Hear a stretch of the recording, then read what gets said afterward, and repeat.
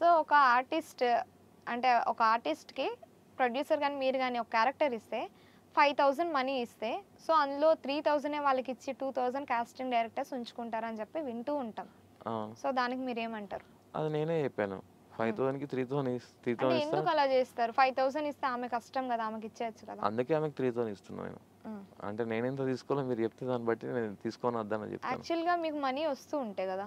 మా కాళ్ళ దగ్గర నుంచి ఏం రాదు. ఏం రాదు. ఏం అంటే మీరు రాదు. ఒక పర్సన్‌ని వాళ్ళు తీసుకొస్తే మాకు ముందే చెప్పేస్తారు. ఇంత బడ్జెట్‌లో కావాలి, ఈ క్యారెక్టర్‌కి ఇంత బడ్జెట్‌లో కావాలని చెప్తారు. దాన్ని బట్టి వాళ్ళకే ఇప్పిస్తాం. హ్మ్. అంటే ఇప్పుడు ఒక మాకు పర్సన్‌ని సాలరీస్ ఏమి తీసుకొస్తే ఇవ్వరు. సెపరేట్ మీకేమి ఉండదా? ఏముండదు.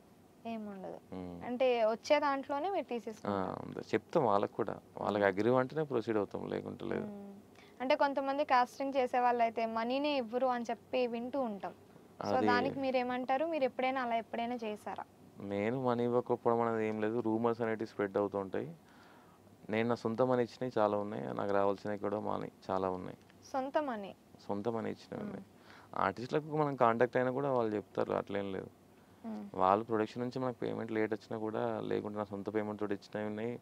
మనకు చెప్పిన బడ్జెట్ వాళ్ళది ఒకటి ఉంటది. మనకు పంపించే బడ్జెట్ ఒకటి ఉంటది. మనం ఆర్టిస్ట్‌కి అయితే ఏదైతే పేమెంట్ చెప్పినామో అది పేమెంట్ కొట్టాలి కదా! హ్మ్. వాళ్ళు కష్టపడుతురు కదా! మీరన్నారుగా ఇందాక కష్టపడుతుర్రని. హ్మ్. కష్టపడుతున్నందుకు వాళ్ళకి మాకన్నా ఎక్కువనే ఉండాలి. హ్మ్. అవును. ఎవరికైతే ఎక్కిస్తున్నామో వాళ్ళకి వాల్యూ ఉండదు.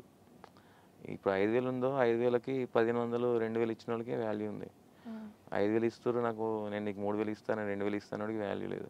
హ్మ్. అంటే నాకు వాల్యూ లేనట్టే.